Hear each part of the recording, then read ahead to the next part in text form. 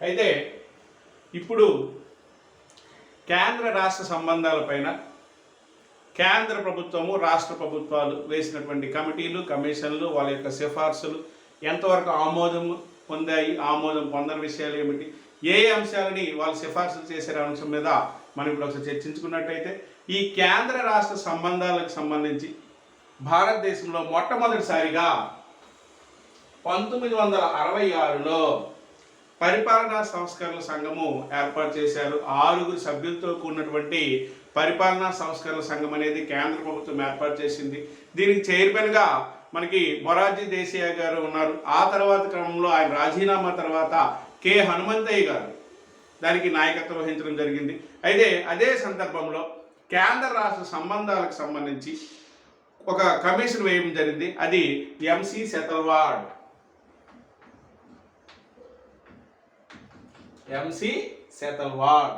Commission 1969లో ఇది 23 అంశాలతో కూడినటువంటి సిఫార్సులు ఇవ్వడం జరిగింది. నివేదిక చాలా ఇంపార్టెంట్.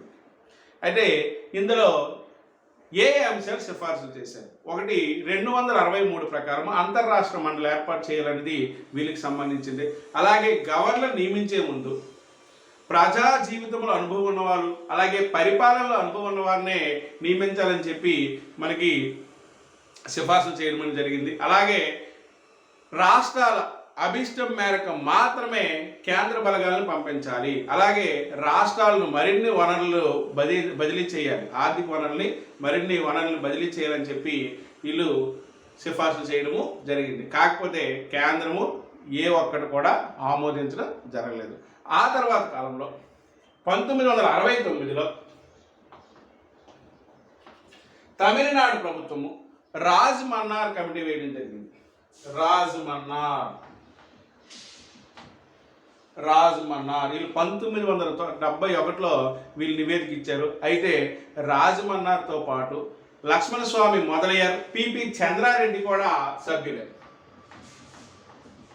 లక్ష్మణ స్వామి మొదలయ్యారు అలాగే పిపి చంద్రారెడ్డి 3 సభ్యులతో కూడినటువంటి కమిషన్ వేశారు. రాజ్ మన్నార్ కమిటీ. ఇది కేంద్ర రాష్ట్రాల సంబంధాలకు సంబంధించి తమిళనాడు ప్రభుత్వం వేసినటువంటి కమిటీ. అయితే ఇక్కడ వీళ్ళ యొక్క తీర్పులు ఏమిటి, వీళ్ళ యొక్క సిఫార్సులు ఏమిటంటే రాష్ట్ర మంత్రివర్గము అలాగే ఉన్నతాధికార సంఘాలతో చర్చించిన తర్వాతే రాష్ట్రపతి గవర్నర్ని నియమించాలి.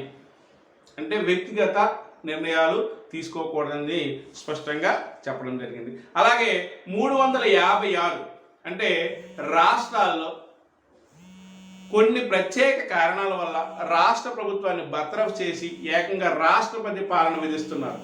అంటే గవర్నర్కే పరిపాలన ఇవ్వడం అనేది జరుగుతుంది. అయితే ఇది దారి తప్పుతున్నటువంటి అంశాలను దృష్టిలో పెట్టుకొని ఈ రాష్ట్రపతి పాలన అనేది రద్దు చేయాలని చెప్పి ఈ రాజమన్నార్ కమిటీ సూచనలో కీలకమైనది. అలాగే గవర్నర్ యొక్క మనకి చాలా ఇంపార్టెంట్ బిట్ ఇది. మొన్నను గవర్నర్ సంతృప్తి ఉన్నంత వరకే మంత్రివర్గ పదవుల్లో ఉండాలన్న ప్రకటన తీసివేయాలి. అంటే ఇది మనకంత కీలకం కాదు. కానీ తర్వాత మరో కీలకమైనది ఏమిటంటే కేంద్రంలో అధికారంలో ఉన్న రాజకీయ పార్టీ ఏదైతే ఉందో ఆ రాజకీయ పార్టీ ఏం చేస్తుంది, ఏకపక్ష నిర్ణయాలు తీసుకుంది రాష్ట్రాలపైన.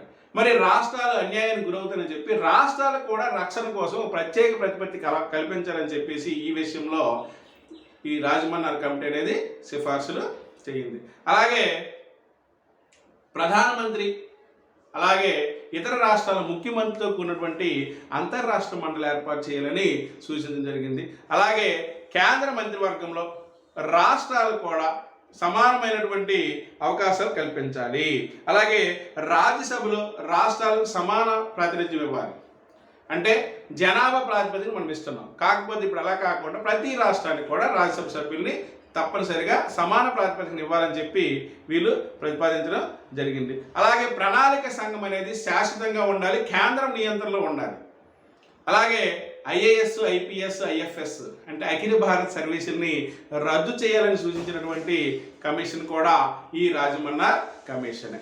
అలాగే అవశిష్ట అధికారాలు ఏవైతే ఉన్నాయో రాష్ట్రాలకు కూడా బదిలీ చేయాలని చెప్పి కూడా వీళ్ళు సిఫార్సు చేయడం జరిగింది. కాకపోతే ఇవి ఆమోదం పొందలేదు. కాకపోతే దీని మీద ప్రత్యేకమైన విమర్శ ఉంది. ఏమిటంటే భారతదేశం భిన్నత్వంలో ఏకత్వం కలిగినటువంటి దేశము, అనేక కులాలకి, మతాలకి, భాషలకి, ప్రాంతాలకి, విభిన్న సంస్కృతికి అనేకమైనటువంటి భిన్నత్వం కలిగిన ఈ దేశానికి ఇవి ప్రాంతీయవాదాన్ని ఉసిగొల్పేలా ఉన్నాయి ఈ సిఫార్సులు అని చెప్పేసి విమర్శలు కూడా ఈ రాజమన్నార్ కమిటీ మీద రావడం జరిగింది. తర్వాత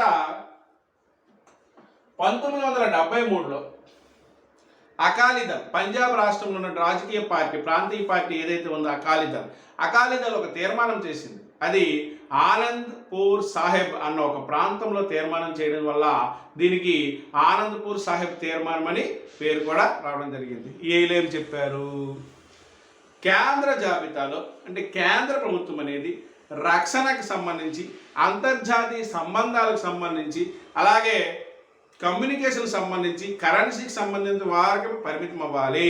నిజమైన సమైక్య స్ఫూర్తినిచ్చే రాష్ట్రాలకు కూడా పూర్తి స్థాయిలో అధికారాలు ఇవ్వాలని చెప్పి వీళ్ళు తీర్మానం చేయడం జరిగింది. ఆ తర్వాత కాలంలో అంటే 1977లో పశ్చిమ బెంగాల్ ఒక మెమరాండం తయారు చేసింది. పశ్చిమ బెంగాల్ గవర్నమెంట్ ఒక మెమరాండం తయారు చేసింది. ఏమిటి, ఇందులో రాజ్యాంగ యూనియన్ పేరు ఉండకుండా రాష్ట్రాల సమాఖ్య అంటే సమాఖ్య అనే పదాన్ని ఉపయోగించాలి. సమాఖ్య అంటే ఏమిటి, అటు కేంద్ర ప్రభుత్వము అటు రాష్ట్ర ప్రభుత్వం రెండు ప్రభుత్వాలు ఉన్నట్టయితే అది సమాఖ్య. ఆ పదం మాత్రమే ఉండాలి తప్ప రాజ్యాంగ యూనియన్ అన్న పదము ఉండకూడదని చెప్పి ఇది తీర్మానంలో ఒకటి, మెమరాండంలో ఒక అంశం ఇది. అలాగే కొత్త రాష్ట్రాలు ఏర్పాటు చేస్తున్న సందర్భంలో రాష్ట్ర ప్రభుత్వాల యొక్క అభిప్రాయాలు తప్పనిసరిగా తీసుకోవాలని చెప్పి ఈ తీర్మానంలో మరో కీలకమైనది. అలాగే రాజమన్నార్ కమిటీతో పాటు వీళ్ళు కూడా అఖిల భారత సర్వీసుల్ని రద్దు చేయడం జరిగింది. అలాగే రాష్ట్రపతి పాలన అంటే ఏ రాష్ట్రాల్లో అయితే 356 ప్రకటన ప్రకారం రాష్ట్రపతి పాలన విధిస్తున్నారు ఆ రాష్ట్రపతి పాలన, అలాగే ఆర్థిక అత్యవసర పరిస్థితి 360 అంటే 356, 360 అధికారులని ప్రకటనల్ని రద్దు చేయాలని సూచించినటువంటి తీర్మానం ఏది అంటే పశ్చిమ బెంగాల్ ప్రభుత్వం యొక్క మెమరాండము. చాలా ఇంపార్టెంట్ బిట్లు ఇవన్నీ. అలాగే రాజ్యసభకి లోక్సభకి సమానమైనటువంటి ప్రయారిటీ ఇవ్వాలని చెప్పి చెప్పడం జరిగింది. అలాగే కేంద్ర ప్రభుత్వం యొక్క అధికార పరిధి తగ్గించాలి అంటే ఈక్వల్ ఇవ్వాలి, రాష్ట్రాలకి కేంద్రానికి ఈక్వల్ ఇవ్వాలని చెప్పి జరిగింది. అలాగే శాశ్వత అంతర్రాష్ట్ర మండలి ఉండాలి, జోనల్ కౌన్సిల్ వ్యవస్థని పునర్వ్యవస్థీకరణ చేయాలి అని చెప్తూ ఇచ్చింది. అలాగే జాతీయ అభివృద్ధి మండలి జాతీయ ఆర్థిక అభివృద్ధి మండలిగా మార్చమని చెప్పడం జరిగింది. అలాగే ఆర్థిక సంఘము, ప్రణాళిక సంఘము ఇలాగే కొనసాగించాలని, మరింత ఉన్నత స్థాయిలో కొనసాగించని చెప్పింది. అలాగే జాతీయ కార్యక్రమాలు ఏవైతే ఉన్నాయో ఇవి భారతీయ సంస్కృతిని పెంపొందించే విధంగా ఉండాలంటే ఖచ్చితంగా ఆయా ప్రాంతీయ భాషల్లో ఇవి తర్జుమా చేసి ప్రసారం చేయాలని చెప్పడం జరిగింది. అలాగే అవశిష్ట పన్నులు పార్లమెంటే చట్టాలు చేసే విధంగా ఉండాలని చెప్పడం జరిగింది. అలాగే కార్పొరేషన్ పన్నులు రాష్ట్రాలకు వాటా ఇవ్వాలని చెప్పడం కోరింది. అలాగే ఇండియాలో ఐఏఎస్లు, ఐపీఎస్లు, ఐఎఫ్ఎస్లు ఎలాంటివో, Indian engineering service, Indian health service, Indian education service వంటి కొత్త కేంద్ర సర్వీసులు ప్రవేశపెట్టాలని ఈ సిఫార్సులు ఇవ్వడం అనేది జరిగింది. అలాగే రాష్ట్రాల అనుమతి లేకుండా కేంద్ర బలగాలు రాష్ట్రంలో అడుగు పెట్టకూడదు. అలాగే ఉమ్మడి జాబితాకు సంబంధించి కేంద్రం అనేది రాష్ట్రాలు సంప్రదించిన తర్వాత చట్టం చేయాలి, సొంత నిర్ణయాలు తీసుకోకుండా ఉండడానికి ఇది ఒకటి. అలాగే గవర్నర్ నియామకంలో ముఖ్యమంత్రిని తప్పనిసరిగా సంప్రదించాలి, ఇది మరో కీలకమైనది. అలాగే త్రిభాషా సూత్రాన్ని తప్పనిసరిగా ఆమోదం పొందాలి. త్రిభాషా సూత్రం అంటే ఏంటి, ఇంగ్లీషు, హిందీ, స్థానిక ఏ రాష్ట్రంలో అయితే మాతృభాష ఉంటుందో ఆ మాతృభాష సంబంధించి త్రిభాషా సూత్రాన్ని ఖచ్చితంగా అమలు చేయాలి. అలాగే ఆదాయ పన్నులు, సర్వీస్ ఛార్జీలకి మనకి ఆదాయ పన్నుపై సర్వీస్ ఛార్జీలు ప్రత్యేక సందర్భాల్లో విధించాలి. అలాగే రేడియో, టెలివిజన్లు ఏవైతే ఉన్నాయో ఆ రేడియో, టీవీలకు సంబంధించి స్వయం ప్రతిపత్తి అవసరం లేదు అని చెప్తూ వీళ్ళు చెప్పడం జరిగింది. అలాగే భాషాపరమైన అల్పసంఖ్యాక వర్గాలకు సంబంధించి ఏవైతే ఉన్నాయో అవి ప్రత్యేక కమిషన్ నియమించి వాటిని క్రియాత్మకం చేయాలి, క్రియేటివ్గా ఉండేలా చేయాలని చెప్తూ చెప్పడం జరిగింది. అలాగే మరో కీలకమైన అంశం ఏమిటంటే మంత్రులపైన ఎంక్వైరీ కమిషన్ ఏదైతే ఉందో అవి ఆ సందర్భంలో పార్లమెంట్ యొక్క అనుమతి తీసుకోకుండా ఏమీ చేయకూడదని చెప్పడం జరిగింది. అలాగే చివరిది ఏమిటంటే రాష్ట్ర ఎగువ సభ రద్దుకు సంబంధించిన విషయము పార్లమెంట్ నిర్ణీత సమయంలోనే ఇన్ఫర్మేషన్ అనేది ఇవ్వాలని చెబుతూ మనకి పశ్చిమ బెంగాల్ యొక్క తీర్మానంలో కీలకమైన అంశాలు ఇవి. ముఖ్యంగా బాగా గుర్తుండే ఐఏఎస్లు ఐపీఎస్లు రద్దు చేయాలి. అలాగే ఆల్ ఇండియా హెల్త్ ఎడ్యుకేషన్ అలాగే ఇంజనీరింగ్ సర్వీసులను ఏర్పాటు చేయాలని చెప్పడం అనేది కీలకమైనటువంటివి. మిగతావన్నీ కూడాను కామను. కాకపోతే చాలాసార్లు బిట్లు ఏమడుగుతున్నాడంటే 4 ఇచ్చిందిలో కానిదేది అయినదేది అని అడుగుతున్నాడు. కాబట్టి ప్రతి పాయింట్ కూడా గ్యాదర్ చేయాలి. చాలామంది ఏం చేస్తున్నామంటే మొదటి పరిపాలనా సంఘం ఎప్పుడు ఏర్పాటు చేశారు, దాని చైర్మన్ ఎవరు, ఎప్పుడు నివేదిక ఏర్పాటు చేసింది, ఎన్ని సిఫార్సులు, ఇది ఒకటే చదువుతుంది. ఏ అంశాలు అనేది వేసి మర్చిపోతాను. ఆ అంశాలు అనేది చాలా కీలకం. అంశాలు కూడాను ఏ సిఫార్సులు అనేది ఆ సిఫార్సు చదవాలి, ప్రాక్టీస్ చేయాలి. అప్పుడు మనకి ఈజీగా గుర్తుంటుంది. ఇలాంటివి ఏంటంటే ఒకటే అయినప్పుడు కంఠస్థం అయిపోతుంది ఈజీగా. కానీ ఇక్కడ మనకు ఒకటి కాదు, మనకి ఇంకా వీరప్ప మహిళ ఉంది, సర్కారీ కమిషన్ ఉంది, పూంచి కమిషన్ ఉంది, శ్రీకృష్ణ కమిటీ, ఇవన్నీ కూడా ఎలా ఉండాలంటే ప్రతి పాయింట్ టు పాయింట్ అందులో కాంట్రవర్సీ ఏవి, అందులో వెరీ ఇంపార్టెంట్ ఏవి, అన్నెసెసరీ ఏవి గుర్తుపెట్టుకొని అవి ప్రాక్టీస్ చేయాలి. ఐఏఎస్లు ఐపీఎస్ రద్దు చేయాలని కమిటీలు ఏంటి రాజమన్నారు, అలాగే పశ్చిమ బెంగాల్ తీర్మానం. ఇలాంటి బిట్లు ఎలా ఉంటాయంటే ఇప్పుడు మనం ఒకటి గాడ్గిల్ ఫార్ములా కోసం మనం చర్చిద్దాం. మరి ఇప్పుడు గాడ్గిల్ ఫార్ములా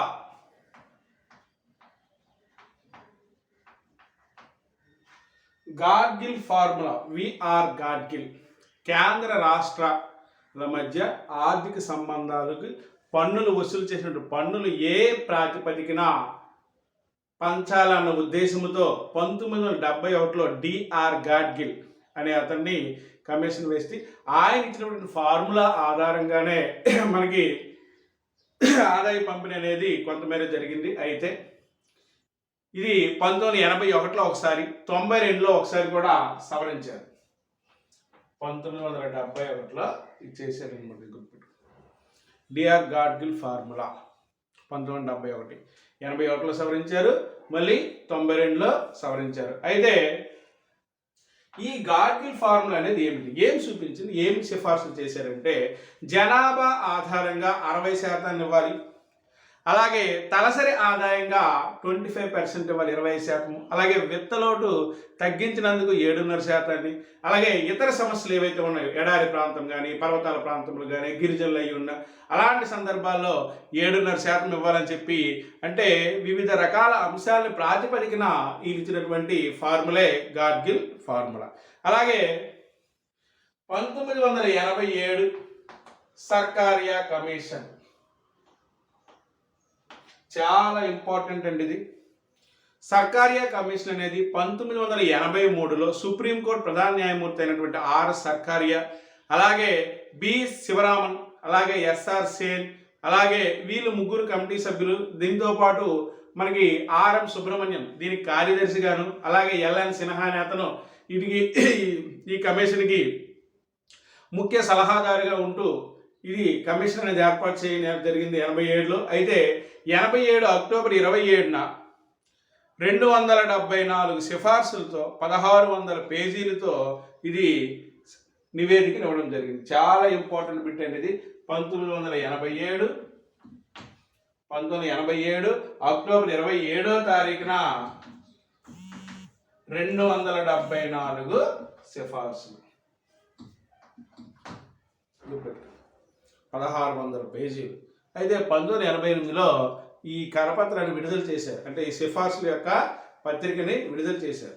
అయితే ఇందులో 230 సిఫార్సుల మీద కేంద్ర ప్రభుత్వం ఏమో చర్యలు తీసుకుంటే అందులో 170 పైగా సిఫార్సుల్ని అమలు చేసింది ప్రత్యక్షంగా. అంటే మన కేంద్ర రాష్ట్ర సంబంధాల మధ్య అత్యంత ప్రభావితమైనటువంటి కమిషన్ ఏది అంటే మాత్రం సర్కారియా కమిషన్ అని మనము చెప్పుకోవాలి. అది ఏ సిఫార్సులు దీనికి సంబంధించి అన్నిటికన్నా ఇంపార్టెంట్ 263 ప్రకారం అనేది అంతర్రాష్ట్ర మండలి ఏర్పాటు, చాలా ఇంపార్టెంట్. అలాగే 356 అనేది మనకి రాష్ట్రపతి పాలన ఏదైతే ఉందో అది చివరి ప్రయత్నంలో మాత్రం ఉపయోగించాలి తప్ప మనకి ఆ రాష్ట్రం పడలేదేనో, ఆ రాష్ట్రంలో ప్రతిపక్ష పార్టీలు మనకు నచ్చిన పార్టీలు ఏమైనా ఉన్నాయని చెప్పి అంటే కక్షపూరితమైన నిర్ణయాలు తీసుకోకుండా అవకాశం లేకుండా చివరి ప్రయత్నంగా మాత్రమే ఇది ఉపయోగించాలని చెప్పడం జరిగింది. అలాగే పన్నులు ఎక్కువగా ప్రయారిటీ కేంద్రానికి ఇవ్వాలి. అలాగే మనకి 356తో పాటు పన్నుల విషయంలో అవశిష్ట అధికారాలు పార్లమెంట్కి ఇవ్వాలి. అలాగే పన్నుల విషయమే కాకుండా మిగతా అన్ని విషయాలు కూడా పార్లమెంటుతో పాటు మనకి అవశిష్ట అధికారాలన్నీ కూడా ఉమ్మడి జాబితాలో పెట్టాలని చెప్పడం జరిగింది. Very very most important bit. పన్నులు సంబంధించినటువంటి అవశిష్ట అధికారాలు కేంద్రానికి ఇస్తూ, అవశిష్ట అధికారాలను పూర్తిగా కేంద్రాన్ని ఇవ్వకుండా మిగతా కూడా అవి ఉమ్మడి జాబితాలో ఉంచాలని చెప్పడము జరిగింది. అది మరో కీలకమైనటువంటి అంశం, చాలా ఇంపార్టెంట్ బిట్లు. అయితే మనకి రాష్ట్ర బిల్లులు ఏవైతే ఉన్నాయో అవి ఆమోదించకపోయినట్టయితే ఎందుకు ఆమోదించలేదో వాటి కారణాలు విధిగా చెప్పాల్సిందే. ఇది ఒక కీలకమైనది. అలాగే జాతీయ ఆర్థిక అభివృద్ధి మండలి ఏర్పాటు చేయమన్నారు. జోనల్ ఏవైతే ఉన్నాయో అవి కంటిన్యూ చేయమన్నారు. గుర్తుపెట్టుకోండి, జోనల్ను ఏర్పాటు చేయాలి, సమాఖ్య వ్యవస్థను పటిష్టం చేయాలంటే గుర్తుపెట్టుకోండి. అలాగే మనకి మరో కీలకమైనటువంటి అంశాలు ఏమిటంటే ఆర్మీ కానీ అంటే కేంద్ర బలగాలు రాష్ట్రంలో నిలిచేటప్పుడు ఖచ్చితంగా ఇన్ఫర్మేషన్ అనేది విత్ పర్మిషన్, స్టేట్ గవర్నమెంట్ పర్మిషన్తోనే ఇస్తే మంచిదని చెప్పి చెప్పడం జరిగింది. అలాగే ఉమ్మడి జాబితాకి సంబంధించింది కేంద్రం ప్రభుత్వం శాసనం చేసినా కానీ రాష్ట్ర ప్రభుత్వానికి ఒకసారి సంప్రదించడంలో తప్పేయట్లేదని చెప్పేసి చెప్పడం జరిగింది. అలాగే గవర్నర్ నియామకం అనేది ముఖ్యమంత్రికి తప్పనిసరిగా చెప్పాలని రాజ్యాంగంలోనే ఒక సవరణ చేయమని చెప్పాడు. అలాగే కార్పొరేషన్ పన్ను ఏదైతే ఉందో దాన్ని కేంద్ర రాష్ట్రాలకి పంచాలి. అలాగే మెజారిటీ ఉన్నంత వరకు మంత్రిమండలి రద్దు చేయకూడదని చెప్పి గవర్నర్ ఇష్టమైనట్టు రద్దు చేసేందుకు అవకాశం లేదని చెప్పడం జరిగింది. అలాగే గవర్నర్ యొక్క పదవీ కాలం 5 సంవత్సరాలు తప్పనిసరి చేయడం అనేది జరిగింది. అలాగే మనకి పార్లమెంట్ అనుమతి లేకుండా రాష్ట్ర మంత్రి పైన విచారణ కమిషన్ వేసేయకూడదు. అలాగే ఆర్థిక ప్రణాళిక సంఘము 2 బాగానే ఉన్నాయి, వాటి మధ్య సమన్వయం పెంచాలి. అలాగే త్రిభాషా సూత్రము ఖచ్చితంగా అమలు చేయాలి. అలాగే రేడియోని టెలివిజన్ రెండింటిని కూడాను వికేంద్రీకరణ చేయాలి. అలాగే రాష్ట్రేతర గవర్నర్ నియామకంలో ఏ రాష్ట్రం, ఫర్ ఎగ్జాంపుల్ ఆంధ్రప్రదేశ్ వ్యక్తి ఆంధ్రప్రదేశ్ రాష్ట్ర గవర్నర్గా పనిచేయకూడదు. అంటే రాష్ట్రేతర గవర్నర్ని ఖచ్చితంగా నియమించాలి. అందులో నిష్ణానిత లేని ప్రజలతో సత్సంబంధాలు కానీ పరిపాలన విషయంలో కానీ సత్సంబంధాలు ఉన్నటువంటి వ్యక్తిని గవర్నర్గా నియమించమని చెప్పడం జరిగింది. అలాగే అఖిల భారత సర్వీసులు బలోపేతం చేయమని, ఇంతవరకు మనం రద్దు చేయమని చెప్పిన కమిషన్లు వేరు, ఇది మాత్రము బలోపేతం చేయమన్నది ఎవరు? సర్కారియా కమిషన్. చాలా ఇంపార్టెంట్ బిట్ ఇది, గుర్తుపెట్టుకోండి, సర్కారియా కమిషన్. అలాగే మనకి అత్యంత కీలకం ఏమిటంటే 247 సిఫార్సుల్లో 180 వరకు అమలు చేశారు. అందులో కీలకం ఏంటంటే 263 అంతర్రాష్ట్ర మండలి ఏర్పాటు. అంటే అంతర్రాష్ట్ర మండలి ఏర్పాటుకి ప్రభావితం చేసినటువంటి కమిషన్ ఏది? సర్కారియా కమిషన్. ఇందులో కొన్ని ఇంపార్టెంట్ మాత్రమే చెప్పడం జరిగింది. తర్వాత మదన్ మోహన్ పూంచి 2007 మదన్ మోహన్ పూంచి కమిషన్. ఇతను కూడా సుప్రీంకోర్టు ప్రధాన న్యాయమూర్తి. అలాగే వినోద్ కుమార్ ధగ్గల్, ధీరేంద్ర సింగ్, అలాగే అమరేష్ బాగ్చు, అలాగే ఎన్ఆర్ మాధవ్ మేనన్, వీళ్ళందరూ కలిపి 4 కూడినటువంటి ఒక కమిటీ వేశారు, పూంచి కమిషన్. ఏంటో కమిషన్ పేరు? పూంచి కమిషన్. వీళ్ళు 2010 ఏప్రిల్ 310 సిఫార్సులతో సుమారు 1456 పేజీలు నివేదించారు. 310 అంశాలు సిఫార్సులు, 1456 ఏమో పేజీలకు సంబంధించి. మరి ఏ సిఫార్సులు చేశారు? మరి ప్రస్తుతానికి భారతదేశంలోని పెద్ద దేశానికి సహకార సమైక్య అత్యవసరమని చెప్పడం అనేది జరిగింది. అలాగే 307 ప్రకారము అంతర్రాష్ట్ర వర్తక వాణిజ్య మండలి ఏర్పాటు చేయమని చెప్పడం జరిగింది. అంతర్రాష్ట్ర వర్తక వాణిజ్య మండలి అలాగే ఆర్థిక ప్రణాళిక సంఘాలు సమన్వయంగా ఉంటే మరింత ఉత్తమని కూడా చెప్పడం జరిగింది. అలాగే ప్రణాళికేతర విషయాలు ఏవైతే ఉన్నాయో వాటి ప్రత్యేకించి కమిటీ వేసి వాటిని డివైడ్ చేయమని చెప్పడం జరిగింది. అలాగే వృత్తి పనుని పరిమితము ఎత్తివేయమని చెప్పడం జరిగింది. అలాగే రాజ్యసభలో ఒక్కొక్క రాష్ట్రానికి ఒక్కో విధంగా కాకుండా సమాన ప్రతిపత్తి ఇవ్వడం అనేది కీలకంగా సూచించిన విషయము. అలాగే అంతకుముందులాగే రాజమన్నాలాగే ఐఏఎస్లు ఐపీఎస్తో పాటు ఐపీఎస్లతో పాటు మనకి విద్యకు సంబంధించి, ఆరోగ్యానికి సంబంధించి, ఇంజనీరింగ్కి సంబంధించి, న్యాయానికి సంబంధించి అఖిల భారత సర్వీస్లో భాగంగా ఇవి అత్యున్నత స్థాయిలో కూడా ఈ సర్వీసులు ఏర్పాటు చేయడం అనేది చెప్పడం జరిగింది. వెరీ వెరీ మోస్ట్ ఇంపార్టెంట్ ఇది. ఓకేనా? అలాగే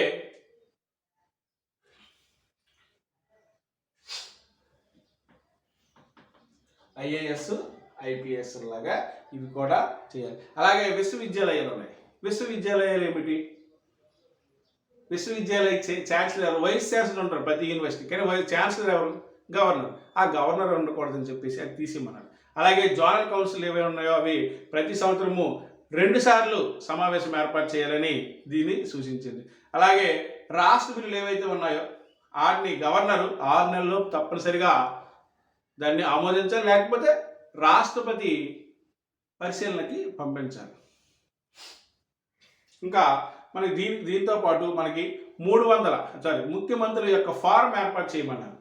ముఖ్యమంత్రి యొక్క ఫారం ఏర్పాటు చేసి ఆ ముఖ్యమంత్రి ఫారానికి అధ్యక్షుడిగా కూడా ఎవరో ఒక ముఖ్యమంత్రిని అక్కడ ఉండాలి. అలాగే మనకి ఇంకొకటి ఏంటంటే ముఖ్యమంత్రి తొలగించేందుకు గవర్నరు కొన్నిసార్లు ఆలోచించాల్సిన సమయం ఇవ్వాలి. ఎందుకు తొలగిస్తారనే ఒక నిర్ణీత సమయము ఇవ్వాలని చెప్పడం జరిగింది. అలాగే 355, 356 రాజ్యాంగ సవరణ చేయమని కూడా చెప్పడం జరిగింది. అలాగే మత కల్లోల సందర్భంలో ఆర్మీని రాష్ట్ర ప్రభుత్వాన్ని ఒకసారి సంప్రదించి ఇన్వాల్వ్మెంట్ చేస్తే మంచిదని కూడా చెప్పడం అనేది జరిగింది. అలాగే జాతీయ సలహా సంబంధించి ఏంటది? జాతీయ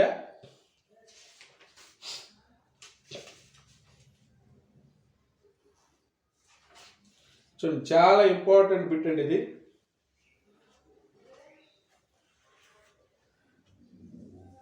జాతీయ సమగ్రతా మండలి. జాతీయ సమగ్రతా మండలి వెరీ మోస్ట్ ఇంపార్టెంట్. జాతీయ సమగ్రతా మండలి అన్నది కనీసం ఏడాదికి ఒకసారి సమావేశం అవ్వాలి. అలాగే దీనికి ప్రత్యేకించి రాజ్యాంగ హోదా కూడా కల్పించాలని చెప్పి లిబ్రహాన్ కమిషన్ కూడా ఏర్పాటు చేసింది, కాబట్టి దాన్ని వ్యతిరేకించింది. ఇది ఇంకో ముఖ్య విషయం ఏమిటంటే జాతీయ పరిశోధన ఏజెన్సీని బలోపేతం చేయడానికి కూడా ఇది పూర్తిగా ఎన్ఐఏని పూర్తి స్థాయిలో పరిశీలించింది. అయితే ఇందులో మదన్ మోహన్ పూంచి కమిషన్ సిఫార్సులో కొన్ని ముఖ్యమైనవి మాత్రమే చెప్పాము. అయితే మనకి వీటితో పాటు ప్రతిపక్ష పార్టీలు కూడా కొన్ని సందర్భాల్లో వీళ్ళకు కొన్ని సమావేశాలు ఏర్పరిచాయి. ఫర్ ఎగ్జాంపుల్, భారతదేశంలో మొట్టమొదటిసారిగా కేంద్ర రాష్ట్ర సంబంధాలకు సంబంధించి అప్పటి మన ఆంధ్రప్రదేశ్ ముఖ్యమంత్రి ఎన్టీ రామారావు గారు 1983లో మే 18వ తారీఖున 14 రాజకీయ పార్టీలు పిలిపించి అక్కడ కేంద్ర రాష్ట్రాలకు సంబంధించి కొన్ని అంశాలని చర్చించడం జరిగింది. అలాగే రెండో సమావేశం శ్రీనగర్లో జరిగింది. ఫరూక్ అబ్దుల్లా ఇప్పుడు ముఖ్యమంత్రి, ఆయన హయాంలో కూడా జరిగింది. అందులో కేంద్రానికి 4 అంశాలకే పరిమితం అవ్వాలి, గవర్నర్ పదవి రద్దు చేసేయమని చెప్పడం జరిగింది. అలాగే మనకి 3వ సమావేశం కూడా జరిగింది, అది కలకత్తాలో. గుర్తుపెట్టుకోండి, 1984 జనవరి 19 11 అంశాలు చర్చిస్తే ఇందులో కీలకమైనవి ఏంటంటే నిత్యావసర వస్తువులు ఏవైతే ఉన్నాయో వాటిని ధరను కంట్రోల్ చేయాలి. అలాగే పనికి ఆహార పథకాన్ని పునరుద్ధరించాలి.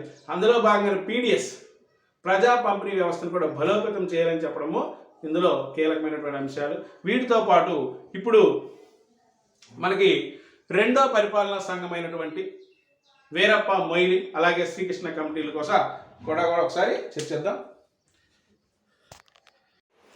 ఇప్పుడు రెండవ పరిపాలన సంస్కరణ సంఘం మనకి 2005లో కేంద్ర ప్రభుత్వము కేరళకు చెందినటువంటి నాటి కేంద్ర ప్రభుత్వ మంత్రి వీరప్ప మొయిలి అధ్యక్షతన, అలాగే రాఘవేంద్రన్, AH కారా, అలాగే డాక్టర్ జయప్రకాష్ నారాయణ్, వినీత్ రాయ్ వంటి 5గురితో కూడినటువంటి ఒక సంఘాన్ని ఏర్పాటు చేశారు. అయితే ఇది 15 నివేదికలు ఇవ్వడం జరిగింది. 15 నివేదికలు, వెరీ వెరీ మోస్ట్ ఇంపార్టెంట్. అయితే ఇది కొత్తగా కాబట్టి మనకి ఒక్కసారి మనం చూసినట్టయితే ఇవి ఒకటి right to information, master key to good governance. ఒకటో నివేదిక right information, master key to good governance. అలాగే second one is unlocking human capital, entitlement and governance case study. Unlocking human capitals, entitle, governance a case study. Third one is crisis management. మూడోది crisis management. అలాగే ethics in governance, అలాగే public order, అలాగే local governance, అలాగే capacity building resolution, అలాగే combating terrorism, అలాగే practicing by writers, అలాగే social capital 9th one, అలాగే refurbishing of administrative, personal administrative, citizen central administrative, అలాగే organisation structure of good India, government India, అలాగే promotion e governance, promoting e governance, అలాగే financial administrative, state and districts administrative. ఇవి 15 రకాలకు చెందినటువంటి కీలకమైనటువంటి నివేదికలు. రెండవ పరిపాలన సంస్కరణ సంఘమైనటువంటి వీరప్ప మొయిల అధ్యక్షత వహించినటువంటి 15 నివేదికలు సమర్పించింది. ఈ 15 నివేదికలో కొన్ని ముఖ్యమైనవి: రాష్ట్ర లోకాయుక్తాలను ఏర్పాటు చేయడము, ఎంపీ ల్యాడ్స్ని రద్దు చేయడము, స్థానిక సంస్థలను పౌర కేంద్రాలుగా మార్చడము, అలాగే పట్టణీకరణ సమస్యల వల్ల వస్తున్న సమస్యలపై రాజ్యాంగ కమిషన్ ఏర్పాటు చేయడము, అలాగే ఉమ్మడి మెట్రోపాలిటన్ రవాణా ప్రాధికార సంస్థ ఏర్పాటు చేయడము, 2020 కల్లా ఈ గవర్నెన్స్ ఏర్పాటు చేయడం అనేది, అలాగే కంప్యూటరైజ్డ్ రికార్డ్స్ అన్ని స్థాయిల్లో కూడా, అన్ని రంగాల్లో కూడా కంప్యూటరైజ్డ్ రికార్డ్స్ ఇవ్వాలి. అలాగే సింగిల్ విండో ఏజెన్సీ ఏర్పాటు చేయడము, అలాగే ప్రతి ప్రభుత్వ పథకాన్ని కూడా సోషల్ ఆడిట్ చేయడము, అలాగే మంత్రివర్గం, ప్రతి రాష్ట్రానికి మంత్రివర్గము 10 నుంచి 15% లోపే ఉండాలని, అలాగే కలెక్టర్ ఆఫీసులన్నీ కూడా ఆధునీకరణ చేయాలని, జిల్లా మండలి ఏర్పాటు చేయాలని కీలకమైన అంశాలన్నీ కూడా ఈ రెండో పరిపాలనా సంస్కరణ సంబంధించినటువంటి నివేదికల్లో కీలకమైన అంశాలు. అలాగే శ్రీకృష్ణ కమిటీ, ఇది కేంద్ర ప్రభుత్వము 2010 ఫిబ్రవరి 3వ తారీఖున ఆంధ్రప్రదేశ్ నుంచి తెలంగాణ వేర్పాటుకై ప్రత్యేక ఉద్యమం చేస్తున్న సందర్భంలో, తీవ్ర స్థాయిలో ఉన్న సందర్భంలో అప్పటి కేంద్ర ప్రభుత్వము శ్రీకృష్ణ కమిటీ వేయడం జరిగింది. శ్రీకృష్ణ కమిటీ 2010 డిసెంబర్లో తన యొక్క నివేదికను ఇవ్వడం జరిగింది. అయితే ఈ శ్రీకృష్ణ కమిటీతో పాటు బికే దుగ్గల్, అలాగే రవీందర్ కౌర్, అలాగే రణబీర్ సింగ్, అలాగే అబూ సలీం షరీఫ్ అన్న వాళ్ళు 500 పేజీలతో కూడినటువంటి 9 చాప్టర్లు కలిగినటువంటి 500 పేజీలు 9 చాప్టర్లు కలిగినటువంటి నివేదిక ఇవ్వడము జరిగింది. అయితే ఈ నివేదికలో 6 రకాలైన సూచనలు ఇవ్వడం జరిగింది. ఒకటి, యథాస్థితిగా ఉంచడం. యథాస్థితిగా ఉంచడం అంటే తెలంగాణ, ఆంధ్ర, కోస్తా, రాయలసీమ 3 జిల్లాలు ఉన్నటువంటి హైదరాబాద్ రాజధానిగా యథావిధిగా ఉంటుంది. కాకపోతే అప్పటి పరిస్థితిలో ఇది సాధ్యం కాదు. ఎందుకంటే టీఆర్ఎస్ నాయకత్వంలో, రాజకీయ జేఏసీ నాయకత్వంలో, కోదండరాం నాయకత్వంలోనూ, ఒకవైపు కేసీఆర్ నాయకత్వంలోనూ, అన్ని మిగతా రాజకీయ పార్టీల్లో కీలకమైన నాయకులందరూ తీవ్రస్థాయిలో ఉద్యమం చేస్తున్న నేపథ్యంలో ఇది జరిగే పని కాదు. రెండోది, సీమ ఆంధ్ర, తెలంగాణ, హైదరాబాద్ని కేంద్రపాలిత ప్రాంతం చేయడం. అంటే కోస్తాను, రాయలసీమను ఒక రాష్ట్రంగాను, తెలంగాణను ఒక రాష్ట్రంగా విడదీసి హైదరాబాద్ని కేంద్రపాలిత ప్రాంతం చేయడం. ఇది సాధ్యమయ్యే పని కాదని అర్థమవుతుంది. ఎందుకంటే తెలంగాణ మధ్య భాగంలో హైదరాబాద్ ఉండడం వల్ల, హైదరాబాద్ వల్ల ఎక్కువ ఆదాయం తెలంగాణకి, కోస్తాంధ్రకి ఇప్పుడు రావడం వల్ల తెలంగాణ ప్రత్యేకమైనటువంటి కేంద్రపాలిత ప్రాంతం చేస్తున్నది ఊరుకునే పరిస్థితి ఆనాడు లేదు.